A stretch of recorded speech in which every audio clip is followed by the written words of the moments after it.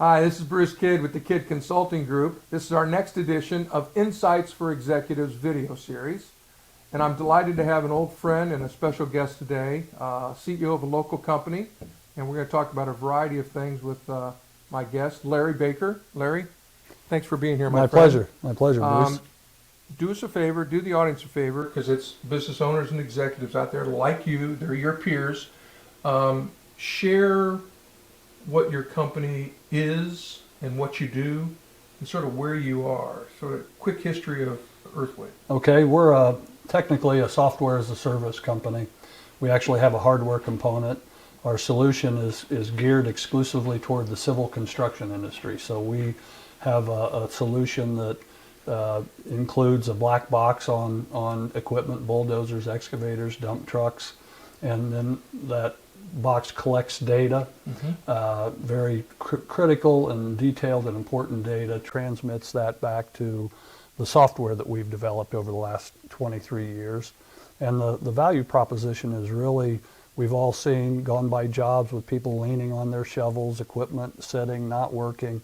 That's really a reality out there. That's not just a theory. So that's what we fix. We have developed this for the stakeholders, for them to really get control of what's happening, the visibility out in the field. And imagine that you have an organization with 10 jobs, 20 jobs, 50 jobs across the state, across a region, and you're hiring people, promoting people to try to manage those and without information. So we really replace manual processes with technology, the collection of that data, so our stakeholders and management can take action on that information to change behavior and get results, which is in essence reducing waste, increasing productivity, waste in terms of wasted time, wasted fuel, and increasing the productivity of those operators,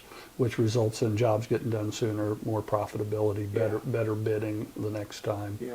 But our solution is really, it's not the product, it's the company. And in our business, the adoption in the construction industry, they're underserved by technology, and they're not technology savvy as a whole. A lot of these are family-owned businesses in many cases, and that owner, who might be my age or older, he'd rather be on an excavator than running a business. Now, next generation's coming in and making a difference, but it's an industry that doesn't adopt technology well, and doesn't know how to. They're not big on process engineering, so re-engineering. So a big part of our solution is really hand-holding and partnering with our customers, and really forcing the adoption of our product, because we learned early on that if they don't adopt it, it's our business is a subscription. They buy it, but they need to keep using it to justify the cost, and when the contract expires to re-up the next time. So we learned the hard way early that training them isn't enough. We have to actually lead them and really take co-ownership of the success of the implementation. And that's not an upfront thing, that's an ongoing thing. Long answer, but... No, it's a great answer. Well, I recall we met right after you started the company. Yeah, shortly thereafter. And I know you've had a career before you started Earthwave. But there's, in my mind, there's a difference between an entrepreneur and a small business owner. A small business owner, nothing wrong, fantastic, foundation of our economy, but they don't really want to be necessarily market leaders. It's more of a lifestyle, nice business for family and friends and community, and it has a certain plateau they're going to get to as far as growth. Entrepreneurs are trying to build market-leading companies that have real value in the market, value appreciation, at some point probably get a chance to sell, or at certain times go public, whatever. But there's a growth factor that they're looking to accelerate, not because that's the end game, but they want to be a market leader, and that comes with it. I view you as an entrepreneur, and the reason I view you as an entrepreneur, not a small business guy, is you were a first mover in your industry with technology. from what I remember. We were. And that's a tough position because, as you said, not a very sophisticated industry. Don't have a lot of early adopters for technology because they're used to working in dirt. You know, Yeah, you've got that's software right. in a black box, huh? Yeah. And two, you know, you wouldn't say this, but I'm going to. You've done a masterful job, as you said before we started. You're a 15-year overnight success, but you've done a masterful job of building a really cool, valuable, important company in the marketplace. So congratulations on that. Thank you. Yeah, Thank it's you. been awesome. So that really leads to my first question, which probably should be the last, but I'm going to start with it. So you've built this company over the last 15, 20 years? 23 years. We 23 started years. in 2000. Lots of challenges, you know, being in the corner office and building a successful company long term. Yeah. What would you tell Bill and Mary and others out there that are running our own companies? What are some of the lessons you've learned that you think are appropriate for other people trying to build successful companies? That's a great question and kind of an open-ended question. Yeah. I really have a lot of answers. Yeah. And you know, we went through a lot of struggles. So the first thing is stick to it. Yeah. Stay with it. Don't give up. I'm mentoring some other startups in our industry, and one guy was ready to quit when he got knocked down. Yeah. And I'm going to keep going, and he's had in the last month quite a bit of success because he tweaked his system, he listened to his customers, he listened to me, Yeah. what he thought he had, and I told him early on, the product that you start with isn't what is going to take you to the promised land, and he didn't tell me this then, he told me later, he's going, yes it is, of course it is. So, you know, when I first came up with this idea back in 1999, I got a book called Crossing the Chasm. I don't know if you guys are aware, the listeners or viewers are aware of that, but it was focus on a problem, solve a problem. So we didn't set out to develop a technology. I'm a sales and marketing guy. I'm not a technologist. That really caused additional challenges because I didn't know what I didn't know. Right. It's kind of the bumblebee effect that I didn't know I couldn't fly. Yep. And so I just went out there and started swinging. And in 2021 or in 2001, our goal was to sell 1,000 units, and to figure out with that experience of getting those units in the field what this product really needed to be, and then take it to the world. I planned on selling this business in 2005. Well, things didn't work out too. I had a full head of hair. I was a whole different guy. But here we are 23 years later. Our second largest department is our product development team, our engineering team. So, you know, we didn't figure that out in 1 year. We didn't figure it out in 2 years. Yeah. But the beginning was, it was really focusing on solving a problem. That problem was a big problem. And 2014 issue of Inc. magazine, you know, February or March, was about the technology, a technology issue. And they asked the top 10 companies on the Inc. 100 that were technology companies, what was it about your technology that made a difference? And their consensus answer was, we didn't build a technology, we solved problems, and we focused on problems. And another part of that article, another quote from it, which really resonated with me was, you can't make $1 billion solving $1 million problem. Right. So how big is that problem? And it's going to compete, not with, in our case, we had no technology competing with us. We had status quo. Correct. And in 2000, 2001, there were construction companies where the owners didn't have a computer, and they thought the internet was AOL. So we had a real uphill climb, Yeah. but that showed us we need to make this simple. Yeah. We need to make this easy to use. But it was all about solving a problem and identifying the problem, and the problem had to be big enough. I took no funding, we didn't raise money. Yeah. I had a couple friends and family early on, Yeah. investors, but we had to build something that somebody was going to write a check for, or I wasn't going to eat at some point. Yeah.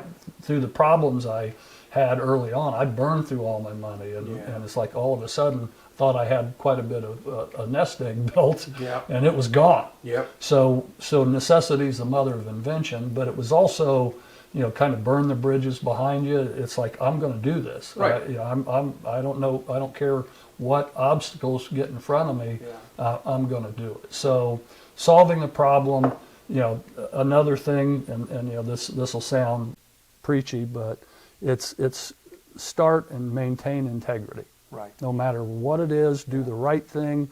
There are situations where we needed money where we could have done the wrong thing, and we did the right thing, even though it meant we may not be able to pay our bills. I missed payroll 3 times through the recession, but it was always doing the right thing. Yeah. And the other is really listening. It's I don't have all the answers. I met somebody on the Monon Trail the other day that said, I'm right about everything. And this was a young guy, and he goes, what's the word for that? You're always right about everything. And I said, a fool.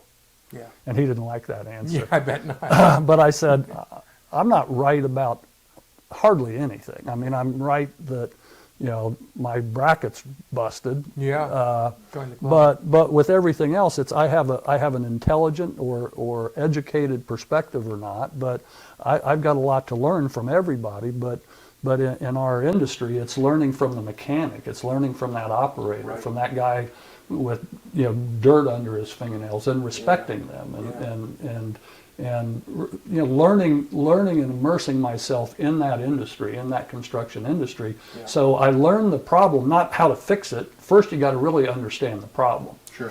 And so those are some fundamentals. I think those were early on. That was 20 some years ago, but a lot of that continues today. Yeah. We still listen to our customers, and we serve. Let's go back to the word you just used a minute ago, because I think it's a really important word, especially in today's world, integrity. My belief is it's important that you continually use that personal approach of integrity in everything you do.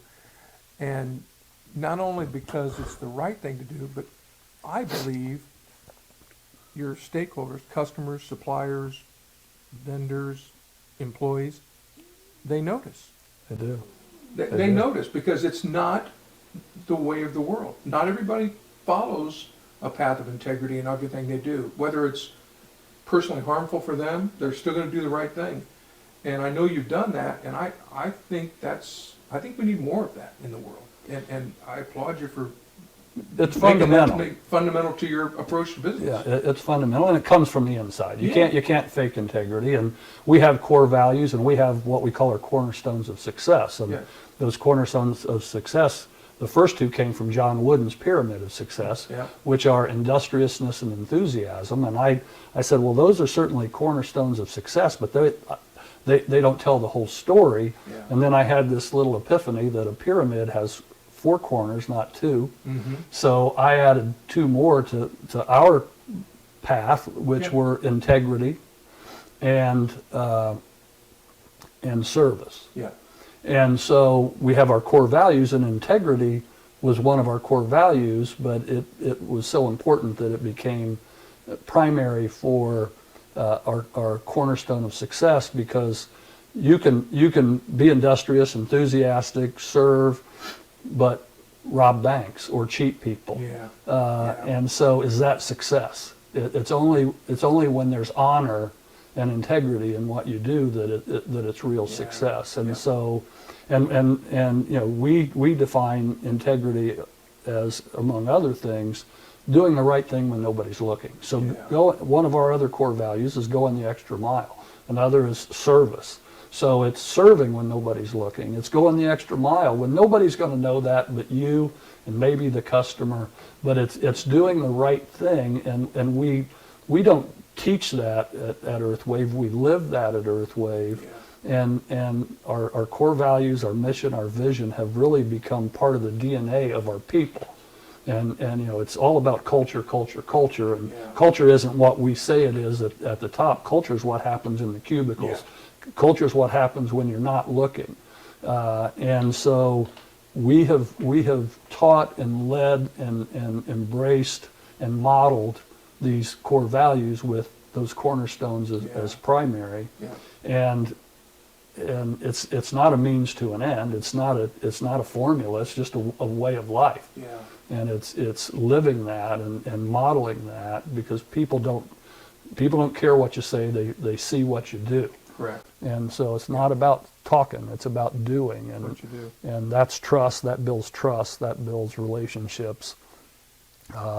Absolutely. and- Couldn't and- agree more. and- You've said two of my favorite quotes. Nothing ever great was done without enthusiasm, and it only matters what you do when no one's watching. Yeah, yeah. I think both those are particularly true today and necessary today, and I know it's important to you. So you've had all the classic ups and downs of building a company, and I can say now, because you and I have talked, that you're up. Company's doing great. You've got market acceptance, successful company, great employees, a culture that you wanted, all positives. And it comes from dedication, discipline, and hard work, your four cornerstones. It seems to me that most every company deals with, irregardless what the product is, you're dealing with the same issues in building a company, the same sort of fundamental things. And those are people, your product, you said it earlier, a value proposition that actually solves a problem. You know, if you get, I forget who said this. I can't remember who it said, but he said, I've met lots of entrepreneurs with great solutions to a problem that doesn't exist. So they have no business. I remember reading that one. I love the quote. I get it. I get So it. you've got that, and then you've got this sort of the corporate mission of, you know, why are we here? What are we trying to accomplish? Everybody in every company goes through that as, you know, the owner leader. So I want to talk about those sort of one at a time and get your Okay. take for the audience about Okay. what works for you, what's important to you, what insights could you share with Bill and Mary and others that might help them in thinking through, because it can be lonely in the corner office sometimes. Yeah, You know, it's awesome responsibility and opportunity rolled into one. So let's go through these. Okay. The first one is human capital. How'd you go about building the right team? What was important to you? How have you been successful? Lessons learned along the way of building a team around you. As you said earlier, you don't have all the answers, but I can get the answers with the right people around me, I'm assuming. How'd you go about doing that? Well, it was a learning experience, and I've owned my own businesses since the 80s and don't have an MBA, don't have a formal education about how to run a business. I Yeah. was just a gunslinger with, you know, a lot of guts, I guess. And so I'm reading books, how do you lead a company? And back in the 80s it was different than the 90s, but it was always, you know, follow the rules, Peter Drucker. It was very impersonal. Yeah. It was very, you know, follow these rules, don't be friends, don't care. And it was really, and I was always pretty insecure about running a business because I didn't know what I didn't know. I joined a CEO roundtable group in Cincinnati with a prior company. I think I'm going to be the dumbest guy in this room, and I get in there and everybody's going, I've got problems too. And I thought, I thought I was the dumbest CEO in the world. Now I'm a member of Vistage here, and it's the same thing. But this is interesting to me. It wasn't until I turned 50. When I turned 50, I thought, well, now I'm an elder, I'm a senior. Now I think 50's young. But maybe people will listen to me now. Maybe I have a platform and have the right to share what I really feel, Right. and do what I think versus what everybody else I've read and learned to do. Yeah. And there are things in my life that have led me to a level of success and fulfillment and meaning. Mm-hmm. And those are my core values. And I thought, well, I'm gonna basically use my position as a bully pulpit to share those things. Yeah. And maybe people won't like it, maybe they will, but I basically started caring for the people that work for me and wanting them to grow, and one of the simple foundations of my life has been continuous improvement, self-development. I read, you know, it used to be books after books, now it's podcasts and books, but it's, you know, I'm not watching Beavis and Butthead at night. Yeah. You know, I'm listening, reading, and so I taught people, you know, quotes like, most people once they get out of school never read another book in their lives. Yeah. We have a book club, and you get paid, you get bonus for reading certain books. So That's here's what helped me. Maybe I'm not the paragon of success or what you want to follow, but I started just leading from the heart. Yeah. Yeah. And then we formalized it, and that was with core values and mission and vision. And I'm a big Covey fan, so Yeah. we implemented and taught the 7 habits, and Yeah. and just started building into the people. Yeah. And what I've learned, and this is millennials and Gen Z and Gen Q, and they all want trust. They all want to be able to trust somebody, to follow somebody. So in our organization, we have it's a belonging.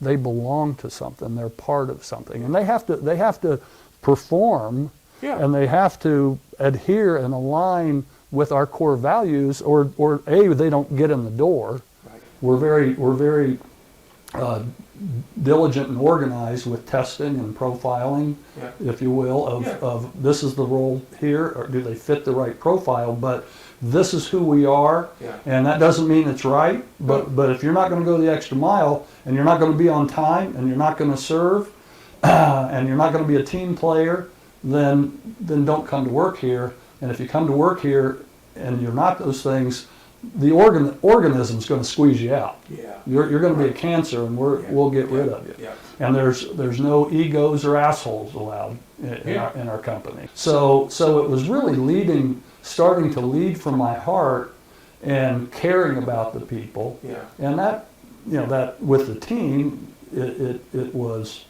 them. Now it's our customers and everything else. But we had people. I went to a meeting that was put on by a private equity firm out of Boston 2 years in a row called Cloud New York, and they had 150 CEOs come in that were all CEOs of software SaaS companies. And the ex-chairman of Cisco was the main speaker, and he talked about the 3 most important thing in your company are people, people, and people. And following the Jim Collins, it's the right people on the bus and the right people in the seat. And when I came back, it's like, there are people on our bus I don't want on our bus. Yeah. And they're cancer in the seat. They're blowing smoke to me and behind my back, well, they don't do this right, they don't do that right. And we're very authentic, and I'm very outspoken that I might be the smartest guy in the room on some things, but I'm the dumbest guy in the room on other things. And everybody in this room is smarter than everybody else at something. So we're all human. Yep. We have our strengths, our weaknesses. But so if you're waiting for me to be perfect, you better go somewhere else. Yeah. And if you're waiting on us to do everything right, that ain't going to happen. Go somewhere else. We're flawed. We're not perfect. But there were people that don't fit that model and don't fit that profile, and it was like there's no room for you. And we got rid of people that were very important and very good at what they did, but they didn't fit our culture, which is one of love and caring and helping each other and helping the community and helping our customers. So I forget your question. No, it's, People. People. It's like, Cisco chairman said, it's the top 3 things in any company. We just hired 2 new programmers last week, and I'm the last interview for everyone. We have a waiting list of people to come to work for us in customer success and in engineering. And this young lady who's just got her master's, she's probably 24, computer science, she said, I knew by the questions that were asked by the other interviewers. She said they were about me. They weren't technical questions. That happened. They want to make sure that they know how to code and what they're. We put them through testing there. But she said the questions that were asked by Rachel, by Louise, by Jim. She goes, I could tell that this is a different place because they were asking questions about me, about my person. And it's like, wow, I didn't know they did that. But that's just part of the culture that's permeated through the organization. Yeah, you said 2 words that I think resonate with employees at all levels today. Maybe it has in the past, but I think it's more evident today, more needed today. Trust. People want to follow people they trust. And second, they want to feel cared for. That's right. Because there's an awful lot of things in the world that make you feel like you're not being cared for or Yeah. cared about. And those are two different things. and Cared they are. about and cared for are two different things. They are two different things. And I'm guessing that this approach that you have, this philosophy, the four cornerstones, the culture that you've built has been, well, you said you got a waiting list, so it's obviously working, that you're getting the right people on the team that you want. Yeah. It's so different than a sports team. You know, you hear about chemistry on a sports Yeah. team, college, pro, whatever.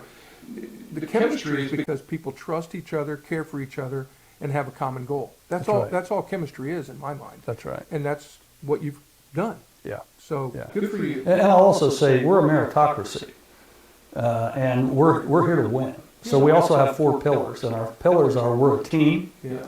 we're a team of winners, and we win because we are all committed to self-improvement. And so as one rises, the team rises. And the fourth is we serve. We serve each other, we serve our customers, we serve the community. But it's a goal. It's a path. You said this earlier in a different way. Our vision statement is winner take all. In our space, it's winner take all. And we've got two products. One is the tracking of bulldozers and excavators. One's the tracking of it's an asphalt paving management system. Mm-hmm. We have won that. We are the Google. We're the Amazon of that space. And so we win, and people like to win. Yeah. And nothing wrong with it. Yeah, and these are programmers that are introverted that are now, they're cheerleaders. They got pom-poms because they want to win. And so we're not doing this to get by. We're not doing this to participate. We're doing this to win. Yeah. So that's part of the screening. If you're not willing to you pay the price to win. Sure. So those teams this weekend that are going to play, I'm from Cincinnati, so the Bengals. Yeah. They don't win because they're so talented. Right. They win because they scrape their knee and they strike out and they fumble and they get up and they learn next time. So, and we don't just say we're winners. We define that and what does it take to be a winner. And there's a price to pay, and you got to pay that price. And I believe when I go home and I've worked hard and I've gotten a victory, or haven't gotten a victory that day, that hard work is inspiring, self-inspiring. The self-esteem of our people, the self-esteem of our people, their family life, everything is just, it's harmony. It's humbling that these principles that aren't my principles, they're just ones I've lived, have been shared, and it's like loaves and fishes. I'm not giving it to them and not keeping it. I'm giving it to them, and now we both have it. Yeah, right. And that's spreading to their families. And I've got husbands and wives that thank me. Oh, yeah. It's not only your employees, but their families that you have an impact on. It's a huge responsibility, but it's also it's a huge opportunity to change people's lives. It is. I mean, It is. It's truly remarkable. I want to share a word with you that you said a variation of. I'm just curious about your perspective for again, leaders of companies. That's who we're thinking about. The word humility. What role does humility have for a leader of a company?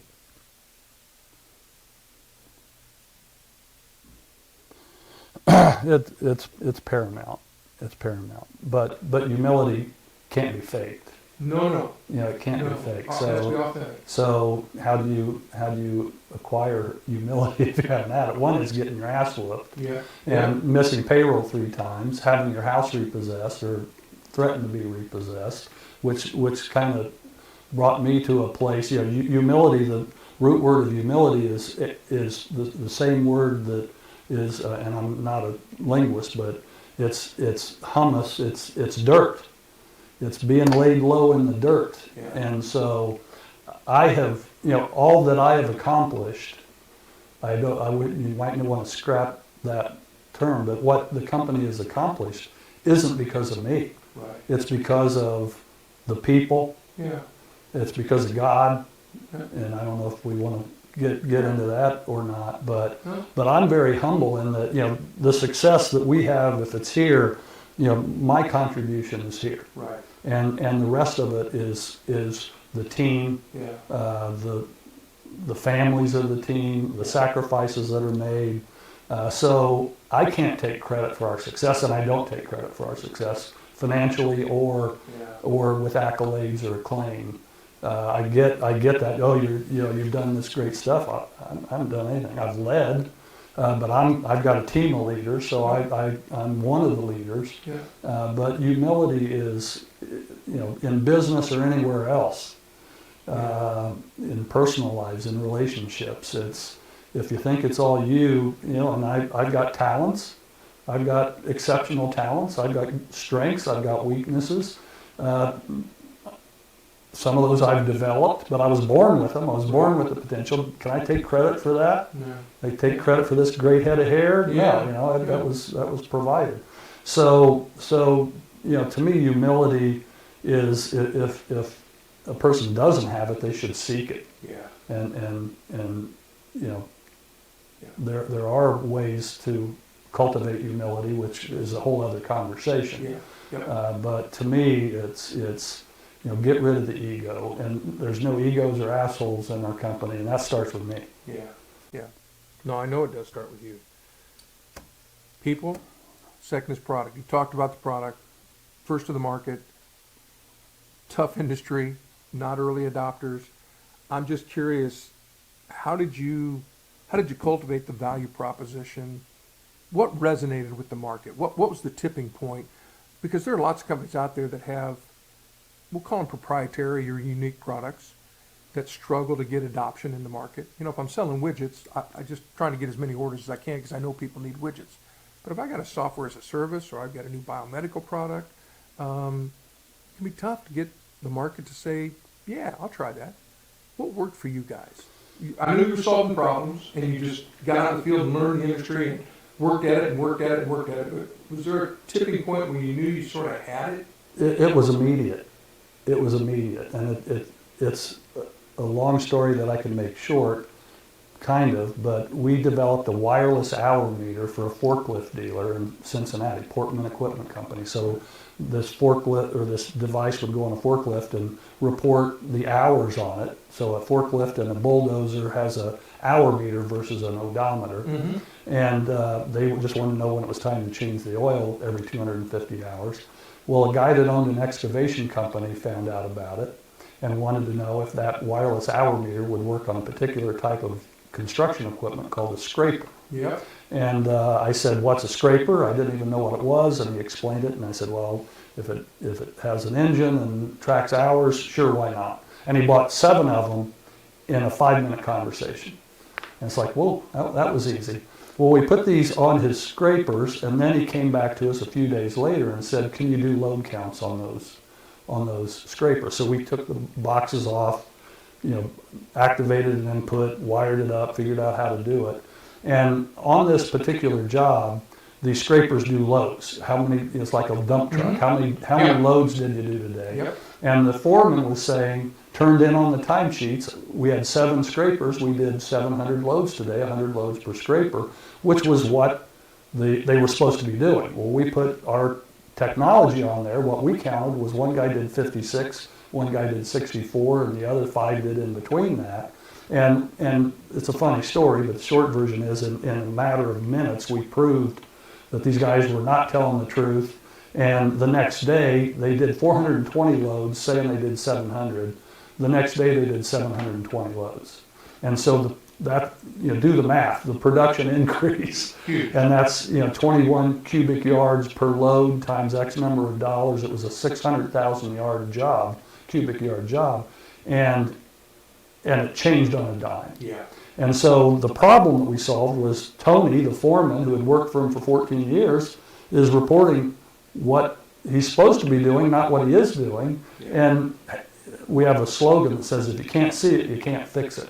So that's how big the problem was. And the guy that owned that small excavation business said, you don't know what you got here. You got to take this to the rest of the world. So I hired a firm that did a market analysis. This was in 1999. I said, is there really a business to be built around this? And he said, absolutely. So we pivoted. Year one, our goal was to sell 1,000 units. This is 2001. We sold 1,100 units by August, and nobody could believe it. Everybody makes projections. We're going to sell this much. We're going to sell this many units, and then 5 years later, they still haven't done that. Well, then 9/11 hit in September, and our product failed. So bad news on the product failure, but that ultimately led to us reworking it. But we knew from that, we were 100% ahead of our projections, and that was just in Ohio, in the Cincinnati area. It was the idea. The problem was so big, and we used that scraper story. I've told that scraper story in sales calls, today. And the guy goes, I get it. And today somebody bought. It was the first meeting, one meeting. And okay, we're good. So it took a lot more meetings 23 years ago. But I knew the problem was that big. So through all of these troubles we had, and at first it was technical problems, then the recession hit. It's like we can weather this. We know what we've got here, and our product is still to this day different than everybody else's. So differentiation is key. And what we've done is hard. And how we do it, we talk about what's under the cover. How we do this is nobody can do it. Nobody. It would take anybody that tried years to try to catch up with us, and then we're ahead. But even if we could give them our software. We actually early on we worked with another software sales company that sold software to construction companies in North and South Carolina. We let them be our distributor in that market. We had sold 14 systems in the year before in North and South Carolina. They didn't sell one in a year, and I had to pull the plug because they didn't understand the nuances and the details and the specifics about what it takes to get that value proposition, to realize that value proposition. So I was kind of fortunate that I stumbled upon this big problem. The harder you work, the luckier you get. And I stumbled upon this scraper, this guy in a meeting, an American Management Association meeting, just the right place, right time. It happens. But then it was sticking with it and persevering, and our second largest team is our product development team. So I thought in 2001 I'd have this figured out, not knowing what I don't know. We're still developing, really game-changing, problem-solving. Always getting better for these same guys, and now we're a household name in this industry, so they trust us. So it's the tipping point on the paving solution happened. The tipping point back to the overall construction industry is happening now with us doing the tipping. It's a great story. I mean, it's perseverance and adjustment.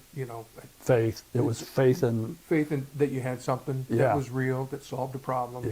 And a lot of companies, unfortunately, their products end up being just sort of an expense that you budget for each year, and you're not sure what you're getting for. You got to have it, but is it really? I get a return on that investment. And you already demonstrated it. Yours is a return on investment. It's an investment, not an expense. That's right. That's right. Which is a really good position to be in. But I've also learned that I said this earlier, but our competition is it might be, we don't have enough business to buy your product, or we're getting sued, or we lost a big contract. So you really have to take a step back and look at that reality that we're not going to sell everybody. And crossing the chasm, there's the bell-shaped curve. It's not a straight line. It's a bell-shaped curve, and that was a real liberating realization when I learned you're just gonna sell some, and then early adopters, innovators, early majority, and you do things different at different places on that curve. Patience, guys start companies and sell them 2 years later for $1 billion. That didn't happen with me. No, it doesn't happen with most. It doesn't. All right, so we talked about people, products, your value prop, all hard work, determination, perseverance, talent. You have to have the right people doing the right things. And you've already talked about corporate mission. That was number 4 on my list of fundamentals that every company sort of has to put in place. You've already talked a little bit about your corporate mission, what's important to you in culture and people and values.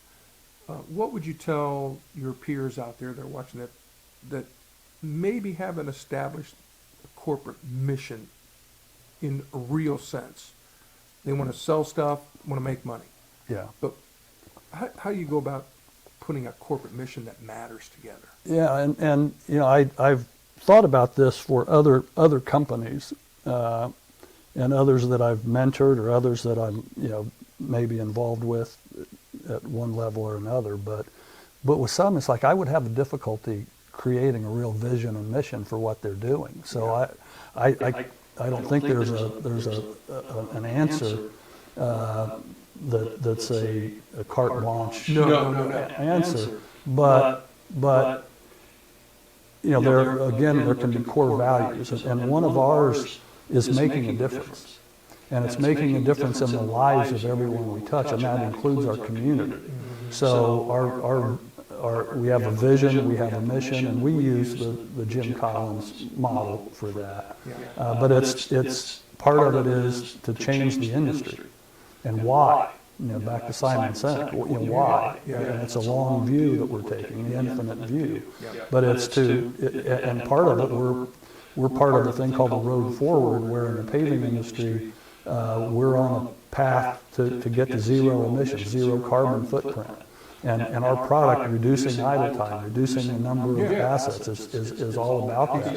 And we're working with a company in France right now that wants to implement our system, not for financial return, to reduce their carbon footprint. So it's making a difference. If your vision is for yourself, your mission is for yourself, that's no mission.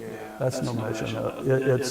It's our vision is world domination in this industry. It's winner take all, and we're going to do that by doing these things, which includes taking care of our people, our customers, our community, and serving and making a difference. So it's taken some deep thinking to how does selling and implementing a technology make a difference, and we've found the answer, and we went through a Simon Sinek process of why are we here, and are we here just to make money and go home and come back tomorrow and work and make money? No, we're not. So I think it goes back to what we talked about earlier, the big why.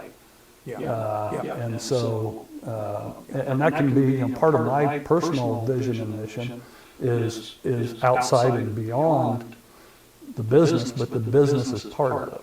And integral part of it. Yeah. As yours is. That leads to sort of the last topic that I wanted to address with you, because I know you're heavily involved. So there's, as you know better than most that are watching, there's this national movement called conscious capitalism. And I don't know the origins of it. I've been involved with a few meetings here locally. I know some of the people that have been involved, yourself included. But share with our viewers, what is this conscious capitalism movement? What's it all about? What's its purpose? Well, at the higher level, it's about elevating humanity through business. That's their mantra, elevating humanity through business. Okay. And conscious capitalism, many of us in that organization were conscious capitalists before we knew there was a book or an organization. I didn't know there was a book or an organization called Conscious Capitalism until I started seeing, I even called myself a conscious capitalist. Then I saw on LinkedIn, started seeing posts about this organization called Conscious Capitalism. And there's a chapter in Indianapolis and Cincinnati. It's like, what's that all about? And conscious capitalism is, there are 4 tenets, and the first one is have a purpose higher. The organization has to have a higher purpose than just making money. Okay. And the second is, and this is where I think it really resonated with me, and that was you're here not to make profits for yourself or your stakeholders, your shareholders. You're here to use your business and your profits to take care of your people, to take care of your customers with money. It's not get every dime you can out of them. Take care of your customers, take care of your people, and take care of your community and the planet.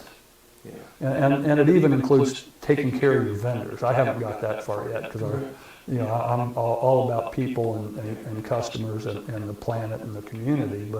But when I started experiencing financial success, and I'm an S corp and the money goes through, and all of a sudden I'm making this much money, and I didn't feel guilty necessarily, or maybe I did, but it's like I didn't make all this money, we did. Right.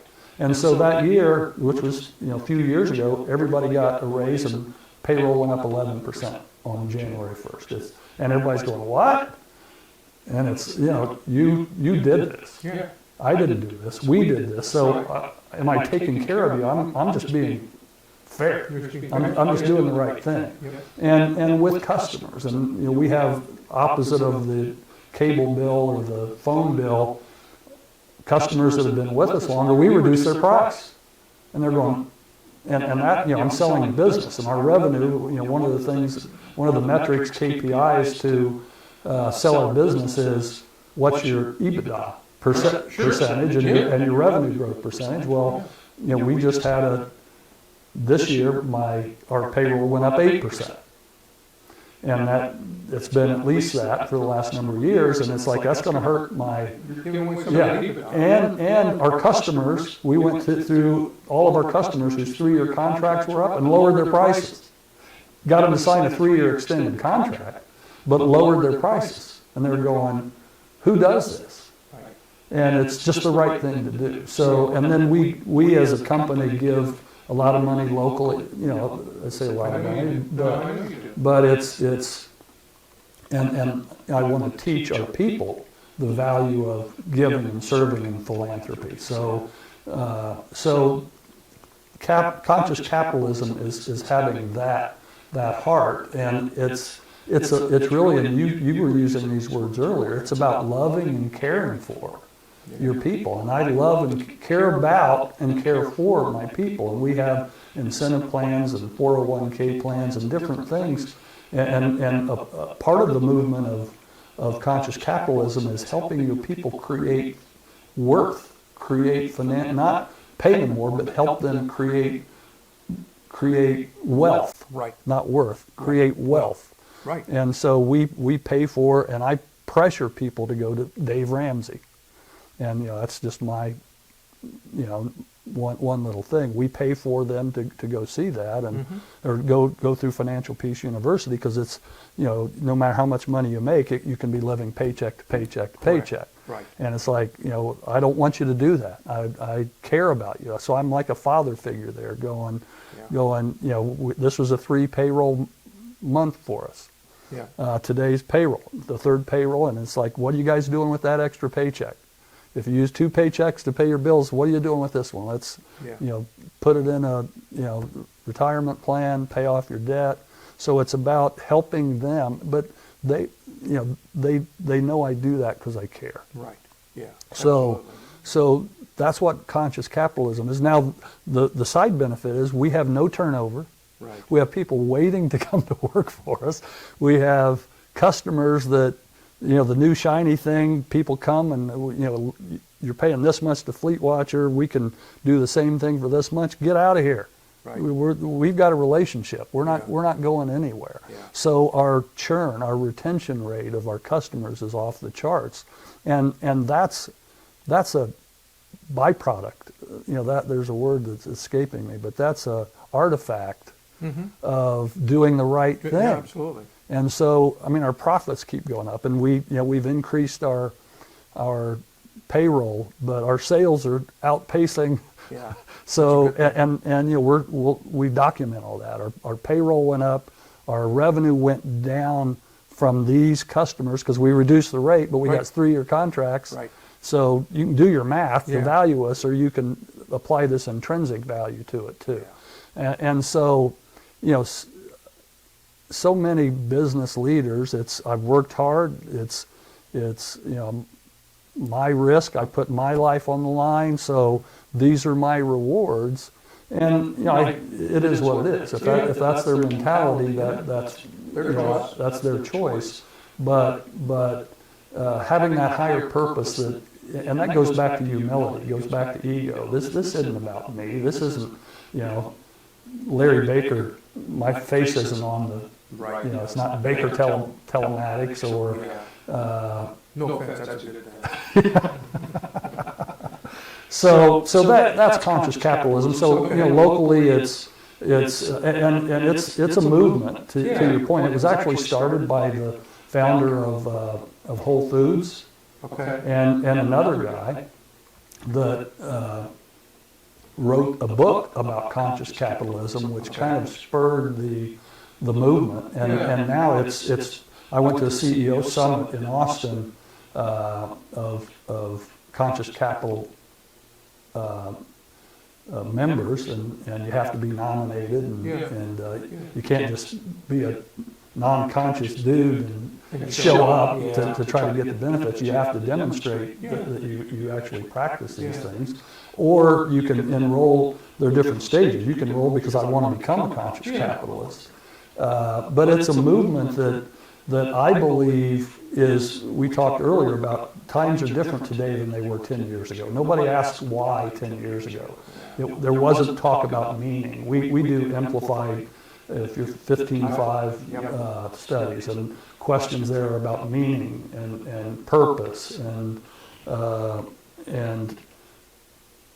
how the different people in your group are aligned with that, and you know, it's a different world out there. There's a higher level of consciousness among the people, and they're not, you know, the great resignation is I'm just not going to work for assholes anymore. I'm not going to work for people. I'd rather not work than work for some place that's going nowhere. That's just about getting money out of me, and I'm not qualified to say what I just said, but you know, to me, the important word is consciousness, and people, you know, capitalism has a bad rap around, you know, certain you know, segments of society. Capitalism is the source of evil. No, it's not.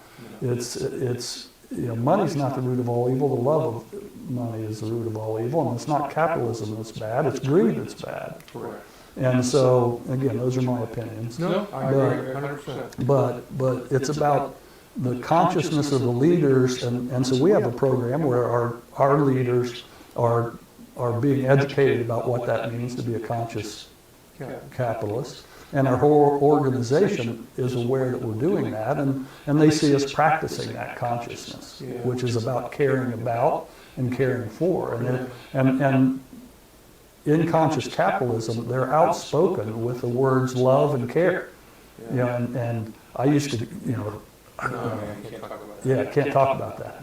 And it wasn't very long ago that someone in one of the interviews said, how have you created, what's so different about your organization? I said, we love each other. And those words just came out, and I kind of whispered. It's like, did I just say that?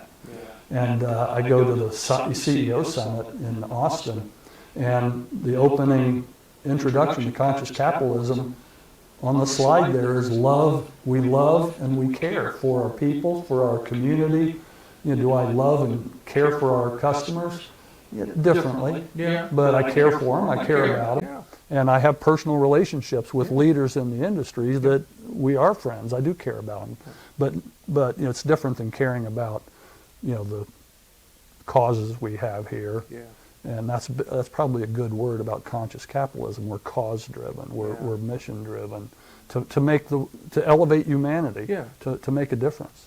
So, Bill and Mary and other executives out there, we're not familiar with conscious capitalism. Local chapters, you said, that you're involved in.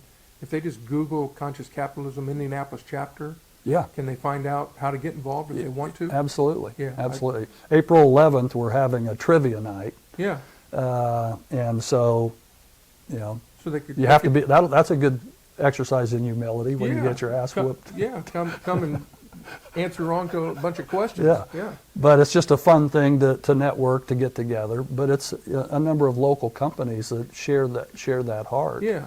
And we believe that, you know, it's the beginning of a change, a transformation in business. Yeah.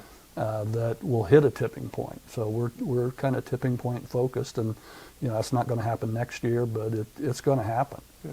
And, Good. Well, thanks for sharing that with them. I appreciate all your time. You are the poster child in a positive way for doing things the right way, building companies that have meaning, caring about your employees, knowing that you have a higher calling than just making a paycheck. And for that, I'm honored to call you my friend, but I have great admiration for you and your peers that do that, because it's what makes this country different. It's what makes this community different.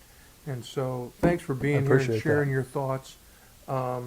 thanks for all you do, Bruce. No, that's a smidgen of what you do, and I'm just delighted to have a chance to rub elbows with talented people like you. So thanks on behalf of our viewers for sharing your thoughts and insights. And again, as I told you before we started, the whole idea with this is share some things that might help somebody else build a successful company. That's the whole idea of these videos. So you've done that today, and I appreciate it. All right, thank you, Thanks Bruce. for being here. Thanks to you for watching us again. We hope you've gotten some useful insights you can use in the corner office and in your family life too, for that matter. We'll be back with another video very soon. Be well and be successful. Thanks. Thank you. Be conscious.